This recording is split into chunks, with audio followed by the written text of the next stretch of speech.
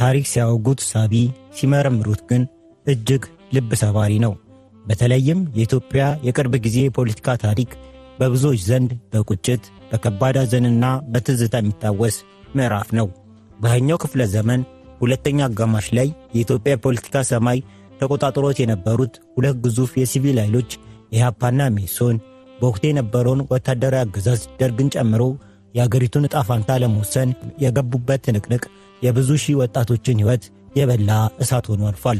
ለመሆኑ ያ ትውልድ በየትኛው የፖለቲካ ማዕበል ውስጥ ነው ያለፈው? ለምንስ እርስ በርስ ለመጠፋፋት በቃ? ይህንን ታሪክ በጥልቀት ለመረዳት ወደ ኋላ መመለስና የነዛን ታጋዮች ፈለግ መከተል ግድ ይለናል። አብረውን ይቆዩ።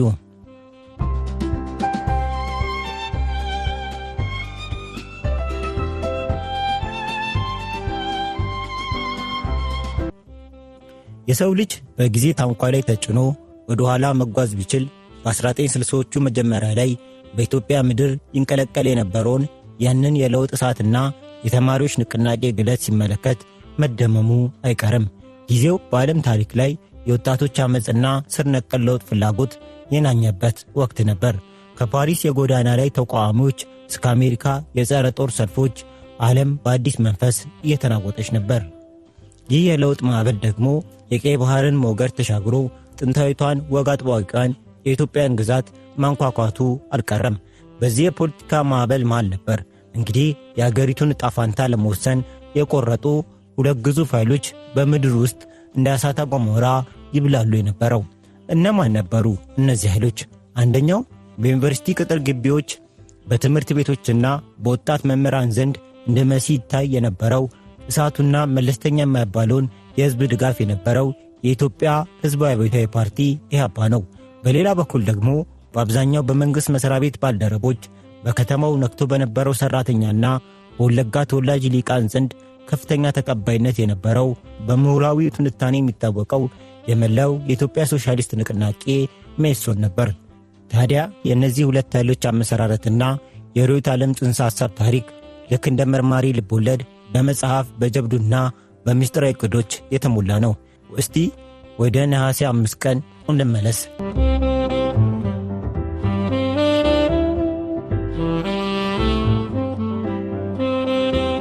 የባህር ዳር አውሮፕላን ማረፊያ አየሩ ቀዝቃዛ ነው። የጣና ሐይቅ ነፋስ ከተማው ላይ ይጎማለላል። በመሮጫ መንገዱ ላይ ቆመው ባለ ሁለት ሞተር DC-3 የመንገደኞች አውሮፕላን ሞተሩን እያስነሳ ነው። ጥቂት መንገደኞች ወደ አውሮፕላኑ እየገቡ ነው። ከነዚህ መንገደኞች መሃል ግን 7 ወጣቶች ነበሩ። በልባቸው ውስጥ የሚንቀለቀለው የዓላማ እሳት እንጂ የፍርሃት ስሜት አልነበረም። ከነዚህ ወጣቶች መካከል ግንባር ቀደሙ የኢትዮጵያ ተማሪዎች ንቅናቄ ቁልፍ ሰው፣ ንግግር አዋቂና ቆራጡ ብርሃነ መስቀል ረዳ ነበር። አውሮፕላኑ ወደ ሰማይ ተወረወረ። ከጥቂት ደቂቃዎች በረራ በኋላ ግን በአውሮፕላኑ ውስጥ የነበረው ሰላማዊው ድባብ በአንድ ጊዜ ተቀየረ። ብርሃነ መስቀል ረዳና 6 ባልደረቦቻቸው በአውሮፕላን ሠራተኞችና መንገደኞች ላይ ቁጥጥር በማድረግ አውሮፕላኑን እንዲጠለፍ አደረጉ። ይህ ድርጊት በወቅቱ በኢትዮጵያ ታሪክ እጅግ አስደንጋጭ የአውሮፕላን ጠለፋ ነበር። ወጣቶቹ የፈለጉት የትጥቅ ትግል ለማድረግና ለመደራጀት የሚያስችላቸውን ምቹ ሁኔታ መፍጠር ነበር። አውሮፕላኑ የአባይን ወንዝ ተከትሎ ወደ ሰሜን ምዕራብ አቀና። በመጨረሻም የሱዳኗ መዲና በሆነችው ካርቱም አውሮፕላን ማረፊያ ላይ አረፈ። ወጣቶቹ በሱዳን ምድር ለተወሰነ ጊዜ ቢቆዩም በወቅቱ በነበረው የፖለቲካ ትኩሳት ምክንያት እዛ መቆየት አልቻሉም። ሆኖም ግን የፈረንሳይ የቅኝ ግዛት በጥብቅ ትግል አሸንፈ የወጣችው የግራ ዘመም ነጻነት ታጋዮች መጠጊያ የነበረችው የአልጄሪያ መንግሥት የፖለቲካ ጥገኝነት ሰጣቸው። የአልጀርስ የፀሐይ ሙቀትና የአብዮት ድባብ ለብርሃነ መስቀል ረዳ አዲስ የትግል ምዕራፍ ከፈተለት። ይሁንና አብዮተኛ ወጣት እዚያው አልጄሪያ ረክቶ አልተቀመጠም። ቀጣዩ ግቡ መላውን አውሮፓ በማዳረስ በትግል ፍም የበሰሉትን የኢትዮጵያ ስደተኛ ተማሪዎችን በአንድ ጥላ ስር ማሰባሰብ ነበር። ታሪክን ስናነብ የሚገርምን ነገር ቢኖር የኢትዮጵያ ወደፊት ዕጣ ፈንታ የተወሰነው በሀገር ውስጥ ሳይሆን በሺዎች ከሚቆጠሩ ኪሎ ሜትሮች ርቃ በምትገኘው በጀርመን ምድር መሆኑ ነው። ይህ ክስተት ልክ በሩሲያ አብዮት ዋዜማ ሌኒንና ትሮትስኪ በለንደንና በስዊዘርላንድ ያደርጉት የነበረውን ምስጢራዊ ስብሰባዎችን ያስታውሰናል። ብርሃነ መስቀል ረዳ ከአልጄሪያ ተነስቶ ወደ አውሮፓ ተጓዘ። በየአገሩ የሚገኙትን የተማሪዎች ንቅናቄ መሪዎች አባላት በማነጋገር ኢህአድን የኢትዮጵያ ሕዝባዊ አብዮታዊ ድርጅት የተሰኘውን ትልቅ ቡድን አደራጀ። ውይይቶች ሌሊት ቀን ቀጠሉ። ክርክሮች እልህ አስጨራሽ ነበሩ። በመጨረሻም በሚያዝያ ወር 1964 በጀርመን ዋና ከተማ በርሊን ላይ በተካሄደው የመጀመሪያው ታሪካዊ ጉባኤ ድርጅቱ ስሙን በመቀየር የኢትዮጵያ ሕዝባዊ አብዮታዊ ፓርቲ ኢህአፓ ተብሎ በይፋ ተመሰረተ። ነገር ግን በጀርመን ምድር የተጠነሰሰው የኢትዮጵያ ፖለቲካ በዚህ ብቻ አያበቃም። ከኢህአፓ መመስረት ቀደም ብሎ በሌላኛው የጀርመን ከተማ በሃምቡርግ ውስጥ ሌላ ምስጢራዊ ስብሰባ ተካሂዶ ነበር። ይህ ስብሰባ ደግሞ የመላው ኢትዮጵያ ሶሻሊስት ንቅናቄ ሜሶን የተወለደበት ነበር። ሜሶን በበላይነት የመራው የቀረጸው በሰርቦን ዩኒቨርሲቲ የሰነድና የፍልስፍና ትምህርቱን የተከታተለው ምሁሩ ኃይሌ ፊዳ ነበር። ኃይሌ ፊዳና ጓደኞቹ የኢትዮጵያ ነባራዊ ሁኔታ በተለየ መነጽር ይመለከቱ ነበር። እስቲ ሁለቱን መሪዎችና አመለካከታቸውን እናነጻጽራቸው። ኃይሌ ፊዳ፣ ሜሶን። ኃይሌ ፊዳ ልክ እንደ ረጅም ርቀት ተጓዥ ቼዝ ተጫዋች ነበር። ፈጣን ለውጥ ለማምጣት ከመቻኮላችን በፊት በፊውዳሉ ሥርዓት ውስጥ ለዘመናት የኖረውን ያልተማረ የኢትዮጵያ ገበሬና ሠራተኛ የፖለቲካ ንቃት ሕሊናውን ማሳደግ አለብን ብሎ ያምን ነበር። ሜሶን የብሔር ብሔረሰቦች መብትን ራስን በራስ የማስተዳደር ጥያቄ ከሁሉም በላይ አስቀድሞ ይሞግት ነበር። ብርሃነ መስቀል ረዳ ኢህአፓ። ብርሃነ መስቀል ደግሞ በተቃራኒው ልክ እንደ ተወርዋሪ ኮከብ ነበር። ጊዜ መስጠት አይፈልግም። በንጉሡ ሥርዓት ላይ የሚደረገው ሰላማዊ ትግል ምንም አይነት ፍሬ እንደማያፈራ ያምን ነበር። በመሆኑም ፓርቲው ራሱን ማስታጠቅና በጠመንጃ ኃይል ሥርዓቱን መጣል አለበት የሚል ጽኑ እምነት ነበረው። ይህ በሁለቱ ድርጅቶችና መሪዎች መካከል የነበረው አካሄድና የስትራቴጂ ልዩነት በወቅቱ በሃምቡርግ በበርሊን አዳራሽ ውስጥ በጽንሰ ሐሳብ ደረጃ የተጀመረ ክርክር ቢሆንም ከዓመታት በኋላ ግን በአዲስ አበባ ከተማ ጎዳኖች ላይ በደም የሚጻፍ የጦርነት ታሪክ ይሆናል ተብሎ ማንም አልገመተም ነበር። ሁለቱም ፓርቲዎች በጀርመን ምድር ተመስርተው የትግል ስልቶቻቸውን ቀርጸውና አባሎቶቻቸውን አደራጅተው ወደ አገራቸው የሚገቡበትን ታሪካዊ አብዮት የሚመሩበትን ቀን በጉጉት ይጠባበቁ ነበር። መጋረጃው ተከፍቷል። ተዋናዩም መድረኩን ለመቆጣጠር ዝግጁ ሆኗል።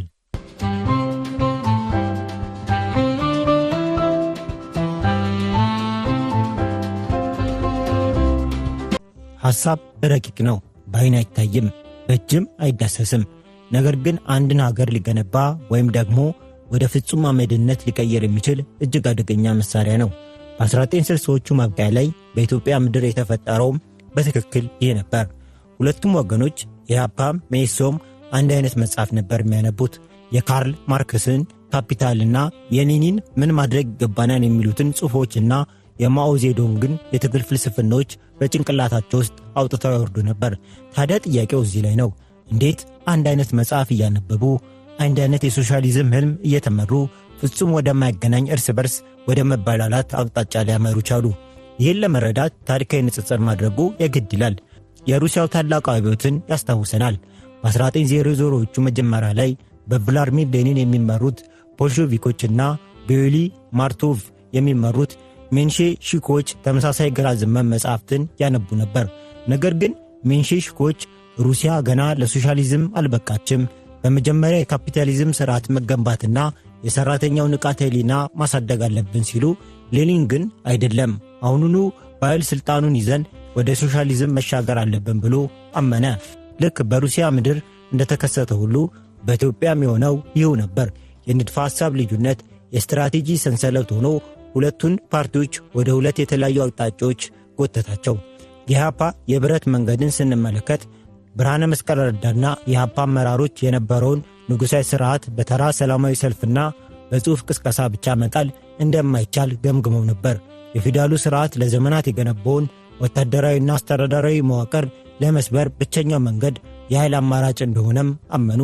በ1965 ኢህአፓ አንድ ወሳኝና ታሪካዊ እርምጃ ወሰደ። ገና አብዮቱ ሳይፈነዳ ደርግም ሥልጣን ሳይዝ ፓርቲው በድብቅ መመልመል የጀመራቸውን ከ20 እስከ 30 የሚደርሱ ቆራጥ ወጣቶችን ወደ በረሃ እንዲገቡ አደረገ። እነዚህ ወጣቶች በወቅቱ የነበረውን አስቸጋሪ የተፈጥሮ መልክዓ ምድር ተቋቁመው ወታደራዊ ሥልጠና እንዲወስዱ ተደረገ። ይህ አካሄድ በላቲን አሜሪካ ታሪክ የቼኩዌራን ፎኮ የተሰኘውን የሽምቅ ውጊያ ስልት ይመስል ነበር። በገጠሪቱ አገር ጥቂት የታጠቁ ኃይሎችን በማሰልጠን ቀስ በቀስ ገበሬውን እያነቁ ከተማውን መክበብና ሥርዓቱን በጠመንጃ ኃይል መጣል። ኢህአፓ በዚህ የትጥቅ ትግል ስልቱ ጎን ለጎን የከተማውን ሕዝብ በተለይም ተማሪዎችና ወጣቶችን የሚያነቁ ጥያቄዎችን ማንሳቱ አላቆመም ነበር። ከነዚህ መካከል በወቅቱ የነበረውን መሬት ላራሹ የሚለውን ታሪካዊ መፈክር ግንባር ቀደም ሆኖ በማራመድ ለተማሪዎች ንቅናቄ መቀጠል ትልቅ ነዳጅ ሆነ። የሜሶን የንቃት መንገድ። በሌላ በኩል ደግሞ ኃይሌ ፊዳ የሚመራው ሜሶን ይህንን የአባይ ትግል ስልት እንደ ጀብደኝነት ይቆጥረው ነበር። ኃይሌ ፊዳ ፈረንሳይ ሀገር በቆየባቸው ዓመታት የፖለቲካ ሳይንስና ፍልስፍናን በጥልቀት የመረመረ ምሁር ነበር።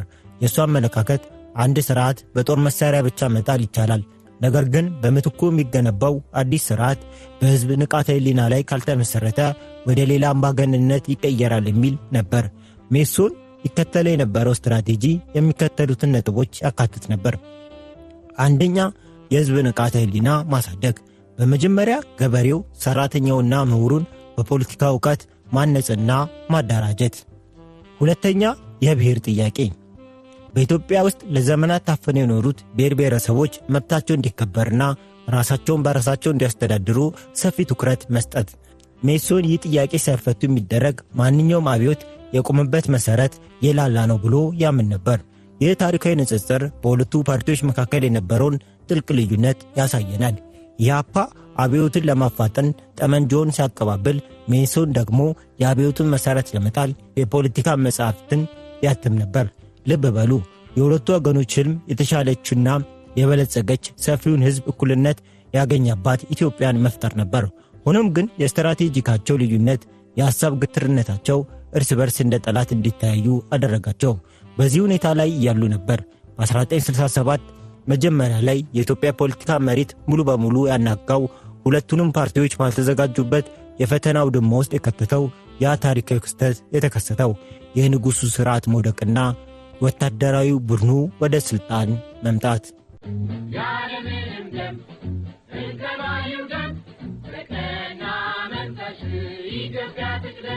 ታሪክ አንዳንዴ እጅግ ጨካኝና አስገራሚ ቲያትር ነች። በአንድ ጀንበር የንጉሣውያንን ዘውድ አውርዳ ትጥላለች። በሌላ ጀንበር ደግሞ እስከ ትናንትናው ድረስ በፍርሃትና በክብር ይጎነበስላቸው የነበሩትን ኃያላን በባዶ እግራቸው ወደ እስር ቤት ተነዳቸዋለች። እስቲ ወደ መስከረም 2 ቀን 1967 አዲስ አበባ እንሂድ። ነፋሻማው የመስከረም ጠዋት ለ44 ዓመታት ኢትዮጵያን የገዙት የአንበሳው ነገድ የእግዚአብሔር ምርጥ እየተባሉ የሚጠሩት ንጉሠ ነገሥት ቀዳማዊ ኃይለ ሥላሴ ከቤተ መንግሥታቸው ወጥተው ወደ መኪና እንዲገቡ ተደረገ። ነገር ግን የሚጠብቃቸው የተለመደው የክብር ሰረገላ ወይም የሮልስ ሮይስ የቅንጦት መኪና አልነበረም። ታሪካዊቷ የሰማያዊ ቀለም ቮልስዋገን ወይም ሕዝባዊ መኪና ነበረች። ይቺ አነስተኛ መኪና ንጉሡን ጭና ወደ ጦር ሰራዊት ዋና መሥሪያ ቤት ስታመራ፣ በአንጻሩ በአዲስ አበባ ጎዳኖች ላይ አዲስ መፈክር ያስተጋባ ነበር። ያለምንም ደም ኢትዮጵያ ትቅደም። ምንኛ ያማረና ልብ የሚነካ መፈክር ነበር። ያለምንም ደም እንተባዩ ደም ፍቅርና መንፈስ ኢትዮጵያ ትቅደም። ዛሬ መስከረም 2 ቀን 1967 ዓ.ም ጀምሮ ቀዳማዊ ኃይለ ሥላሴ ከስልጣናቸው ወርደዋል።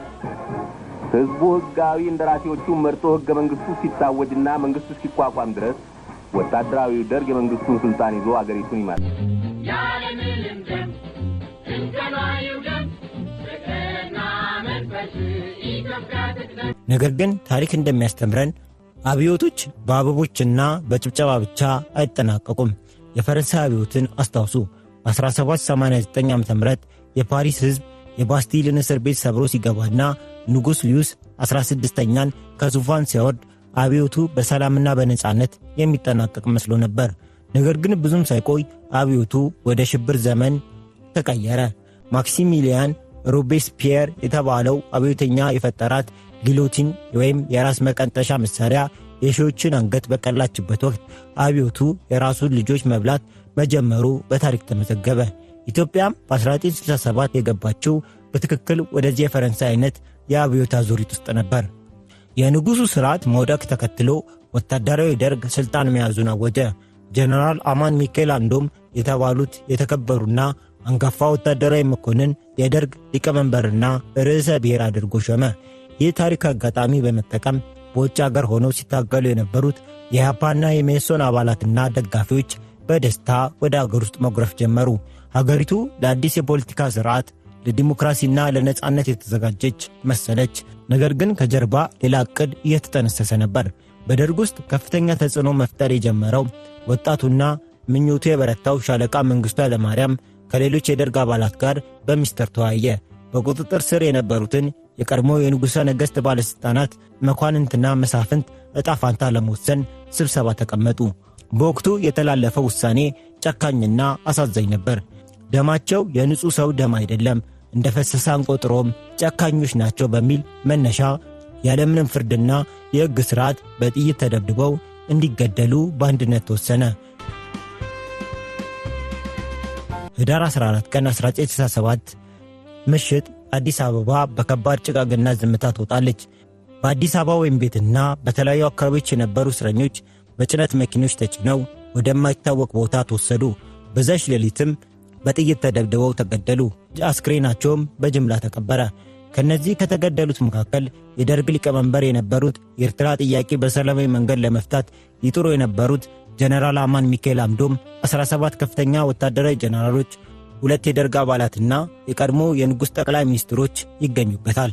በማግስቱ ጠዋትም የኢትዮጵያ ሕዝብ ከእንቅልፉ የነቃው በሬዲዮ በተላለፈው መላ አካልን በሚያቀዘቅዘው አስፈሪ መግለጫ ነበር። የራዲዮ አንባቢው ድምፁን ድርቅ ያለና ምንም አይነት ስሜት የማይታይበት ነበር። የኢትዮጵያ ሕዝብ ለረጅም ዘመናት የወደቀበትን ከባድ የጭቆና ቀንበር ለማስወገድ መስዋዕት ለመሆን የጠነከረ ቃል ኪዳን ከገቡ በኋላ መሐላቸውን አፍርሰው ወታደሩን እርስ በርሱ በማለያየት ደም አፋሰው አገሪቱን ወደ ከፍተኛ ጥፋትና ውድቀት ሊጥሉ ሲሞክሩ ተይዘው የተረጋገጠባቸው ከጊዜያዊ ወታደራዊ ደርግ አባሎች ውስጥ 58ኛ ሌተና ጀነራል አማን ሚካኤል አምዶም፣ 59ኛ የመቶ አለቃ ተስፋዬ ተክሌ፣ 60ኛ ጁኒየር ኤክማን ዮሐንስ ፍትዊ፣ በጠቅላላው ከዚህ በላይ ስማቸው በዝርዝር የተገለጸው 60 ሰዎች ትናንት ህዳር 14 ቀን 67 ዓመተ ምህረት የሞት ቅጣት ተፈጽሞባቸዋል። የቀብር ስነ ስርዓታቸውም በዕለቱ የተፈጸመ ስለሆነ ማንም ቤተሰብ ነኝ ባይ እንዲጠይቅ በፍጹም አይፈቀድም። መሐላቸውን አፍርሰው ወታደሩ እርስ በርስ በማለያየት ደም አፍስሰው ሀገሪቱን ወደ ከፍተኛ ጥፋትና ውድቀት ሊጥሉ ሲሞክሩ ተይዘው የተረጋገጠባቸው በጠቅላላ 60 ሰዎች ትላንት ህዳር 14 ቀን 1967 ዓ.ም የሞት ቅጣት ተፈጽሞባቸዋል ሲል መግለጫው ሲያበቃ ለሀገሪቱ ሕዝብና ለሟች ቤተሰቦች ትልቁን መርዶ በነጠላ ሐረግ አረዳቸው። የቀብር ስነ ስርዓታቸው በዕለቱ የተፈጸመ ስለሆነ ማንም ቤተሰብ ነኝ ባይ እንዳይጠይቅ በፍጹም አይፈቀድም የሚል ይህ ድርጊት በኢትዮጵያ ዘመናዊ ታሪክ ውስጥ ትልቅ የለውጥ ማዕበል ፈጠረ። ያለምንም ደም የመጣው አብዮት በታላቅ የአገር መሪዎችና ባለሥልጣናት ደም ተጠመቀ። ጀነራል አማን ሚካኤል አምዶም የኤርትራ ተወላጅ ነበሩ። የኤርትራ ጥያቄ በኃይል ሳይሆን በውይይት ምናልባትም የቀድሞውን የፌዴሬሽን ሥርዓት በመመለስ ለመፍታት ጽኑ እምነት ነበራቸው።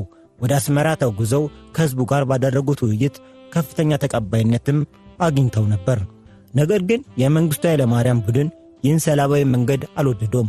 አማን አምዶምንና ሰላማዊ ዕቅዳቸውን በጥይት በማስወገድ የኤርትራ ጉዳይ በኃይል ለመፍታት ወሰነ። ይህ ውሳኔ ደግሞ በቀጣዮቹ 30 ዓመታት ውስጥ በመቶ ሺህ የሚቆጠሩ ኢትዮጵያውያንና ኤርትራውያንን ሕይወታቸውን ያጡበት ሀገሪቱን ያደቀቀውን ታላቅ ጦርነት በር ክፋች ሆነ። ዙፋኑ ተገልብጧል፣ ደም ፈሷል። የመንግሥቱ ኃይለማርያም ቡድን በመከላከያና በደህንነት መዋቅር ውስጥ የነበሩትን ተቀናቃኞቹን በሙሉ ካስወገደ በኋላ ቀስ በቀስ ሥልጣኑን እየተቆጣጠረ ነበር።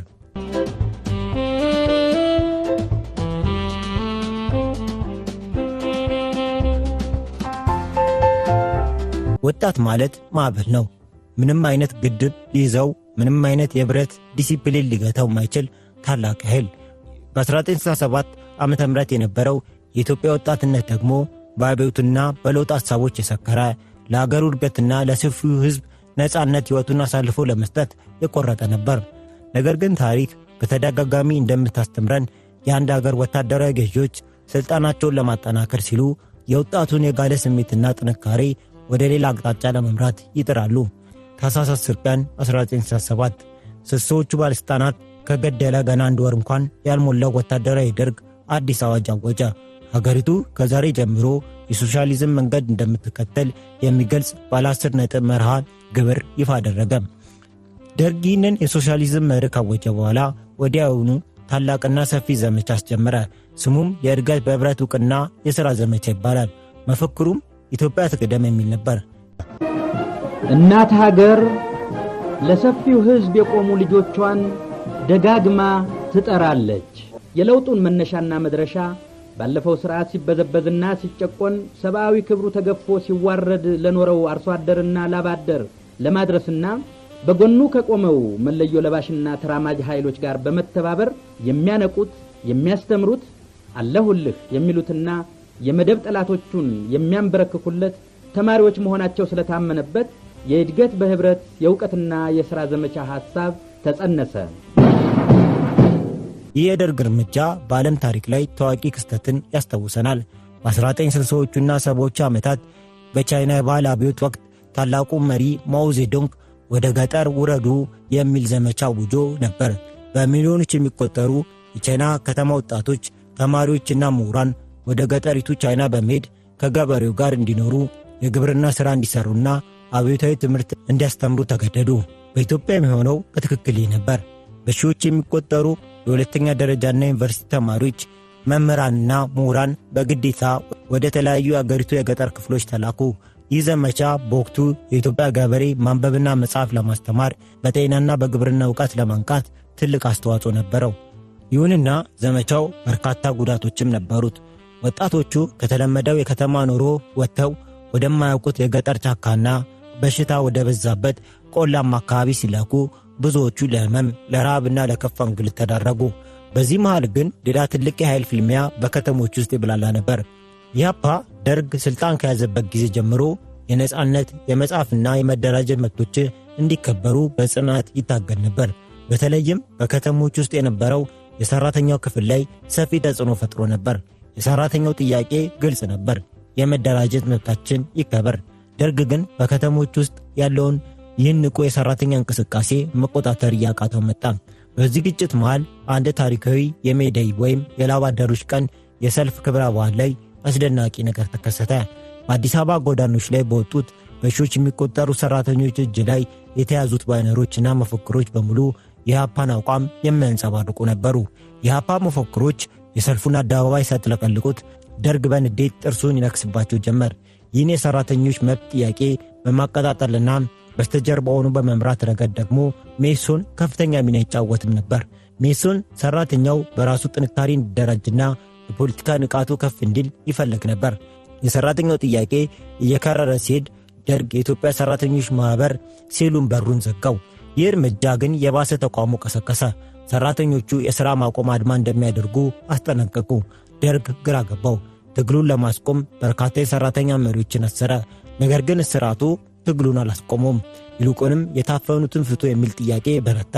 ደርግ መጨረሻ ላይ ሠራተኞችን ለመፍታት ተገደደ። በዚህ ጊዜ በሜሶን በኩል የተጀመረው የሠራተኞች ማኅበር ማደራጀት ሥራ ብዙ ርቀት ሄዶ ነበር።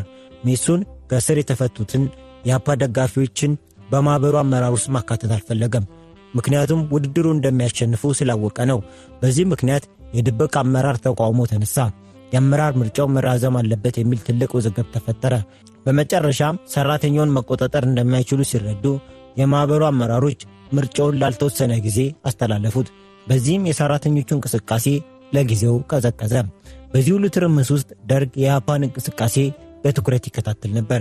በድንገት ኢህአፓ በገጠር በዘመቻ ላይ የነበሩትን በሺዎች የሚቆጠሩ ወጣቶች እንዲያምፁና ዘመቻውን ትተው ወደ ከተማ እንዲመለሱ ሰፊ ቅስቀሳ ማድረግ ጀመረ። ምክንያቱም ኢህአፓ የሚከተለው እውነተኛ ኮሙኒዝም ነው ብሎ ሲያምን፣ ደርግ ደግሞ የወታደራዊ ሶሻሊዝም አስመሳይ አድርጎ ይፈርጀው ነበር።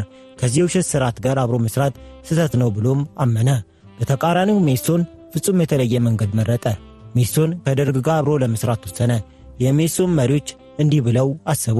የመንግሥት ሥልጣን ወደ ሰፊው ሕዝብ ተወካዮች የሚተላለፈው እንደ ኢህአፓ በሐሳብ ግትርነት ደርግን ፊት ለፊት በመጋፈጥ ሳይሆን ደርግ የፈጠረው መዋቅር በዘዴ በመጠቀምና ወደ ውስጥ ሰርጎ በመግባት ነው የሚል አቋም ያዙ። ይህ የሜሶን ውሳኔ ሂሳባዊ ድጋፍ ወይም ክሪቲካል ሳፖርት ተባለ። ሜሶን የደርግ አማካሪ በመሆን በደርግ ጥላ ስር የሕዝብ ድርጅት ጉዳይ ጊዜያዊ ጽሕፈት ቤትን በማቋቋም የራሱን የፖለቲካ መዋቅር መገንባት ጀመረ። በአንድ በኩል ከደርግ ጋር ፊት ለፊት የተጋፈጠውና ወጣቶችን ከገጠር ወደ ከተማ እየመለሰ ያለው ኢህአፓ፣ በሌላ በኩል ደግሞ ከደርግ ጎን ቆሞ የራሱን የፖለቲካ መረብ የሚዘረጋው ሜሶን። በመካከላቸው ደግሞ ስልጣኑን በደም የገዛውና ማንኛውንም ተቃውሞ በጥይት ለመፍታት ዝግጁ የሆነው ወታደራዊ ደርግ። የሶስትዮሽ ፍጥጫ ወደ ታላቁ የከተማ ጦርነትና ወደ ቀይ ሽብር መቃረቡ አይቀሬ ነበር። ያንን አስፈሪና ደም አፋሳሽ እንመልከተው።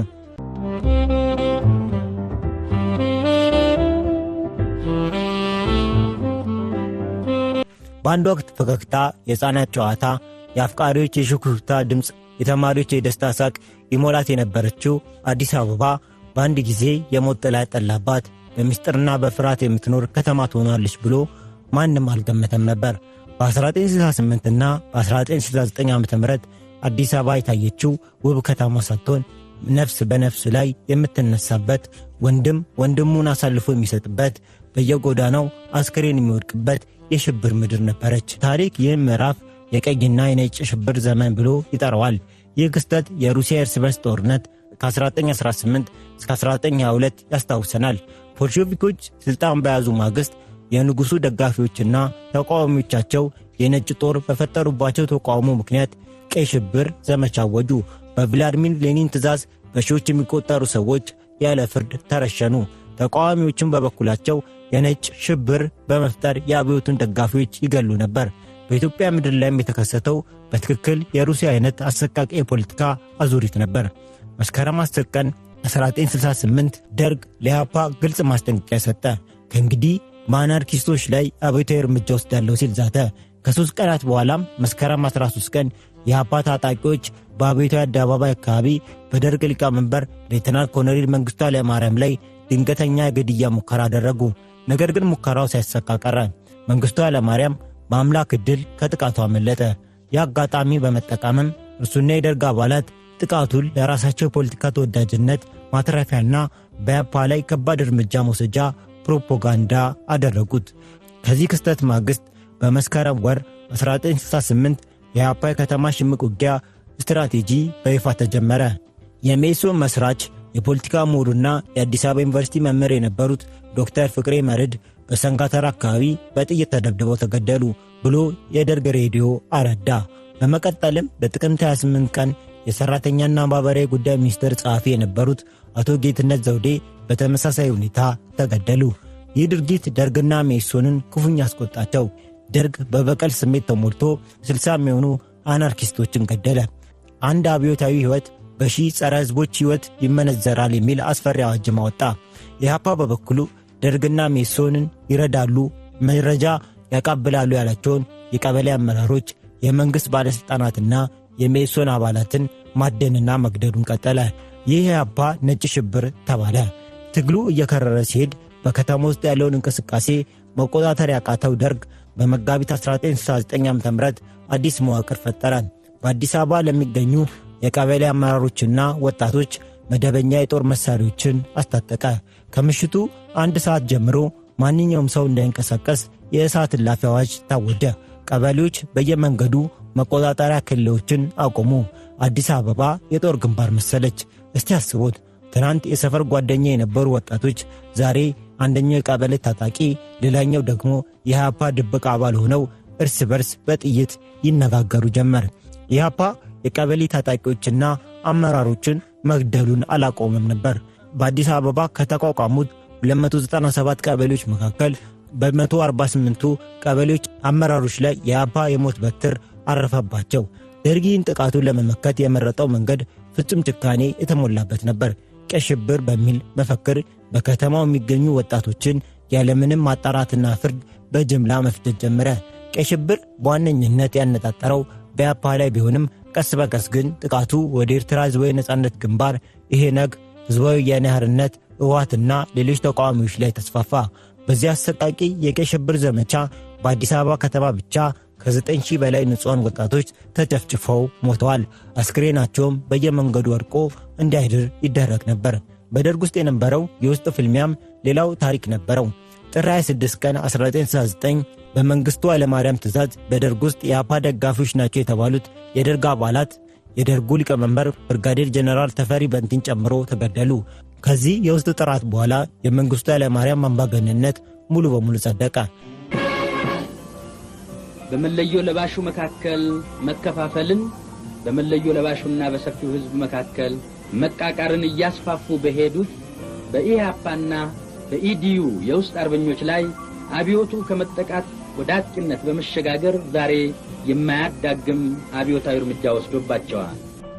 በዚህ ሁሉ ቀይ ሽብር ውስጥ ከደርግ ጎን ቆሞ ሲያበረታና የሽብሩን ስልት ሲቀይስ የነበረው ሜሶን በመጨረሻ ራሱ የቀይ ሽብር ሰለባ ሆነ። አብረው እየሰሩ ባሉበት ሰዓት ሜሶን የራሱን የሲቪል መዋቅር እያጠናከረና ደርግን እየተካ መሆኑን የተረዳው መንግስቱ ኃይለማርያም ሜሶንን ማደን ጀመረ። ሜሶን ከደርግ ጋር ተጣልቶ ወደ ጫካ ለመግባት ቢሞክርም አብዛኛው አመራሮቹ ኃይሌን ፊዳን ጨምሮ በደርግ እጅ ተይዘው ታሰሩ፣ ተገደሉ። ሜሶን የፈጠረውና ያበረታታው የደርግ እንቅስቃሴ አብዮታዊ የሽብር ማሽን በመጨረሻም ራሱን ሜሶንን በላው። ይህ ሁሉ ታሪክ ካለፈ በኋላ የፖለቲካ ተመራማሪዎች ታሪኩን ሲገመግሙት የኢህአፓ ከተማ ሽምቅ ውጊያ ስትራቴጂ ትልቅ ስህተት እንደነበረ ይስማማሉ። ታንክ፣ ከባድ መሳሪያዎችና ሰፊ ሰራዊት ያለው ወታደራዊ ደርግ በከተማ ውስጥ በጥቂት ሽጉጦችና ትናንሽ መሳሪያዎች እጥላለሁ ብሎ መነሳት የፖለቲካ የዋህነት ወይም ጀብደኝነት ነበር። ይህ ስህተት ደግሞ ለአገሪቱ የወደፊት እድገት መሰረት ሊሆኑ የሚችሉ በሺዎች የሚቆጠሩ ንቁ የተማሩና ወጣት ልጆችን አስጨርሷቸዋል። በዚህ በቀይና በነጭ ሽብር ዘመቻ ደርግም የኢህአፓም ሜሶም ለፈሰሰው ደም ለጠፋው የትውልድ ሕይወት ታሪካዊ ተጠያቂነት ተወቃሽነት አለባቸው። ታሪክን ስንመረምር የምንማረው ትልቁ እውነት ይህ ነው።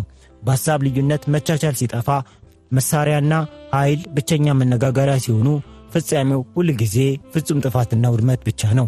ስለ ቀይ ሽብር፣ ስለ ነጭ ሽብር እንዲሁም ስለዛ ትውልድ የነበረን የታሪክ ማስታወሻ ይህ ነበር። አብራችሁን ስለነበራችሁ ከልብ እናመሰግናለን።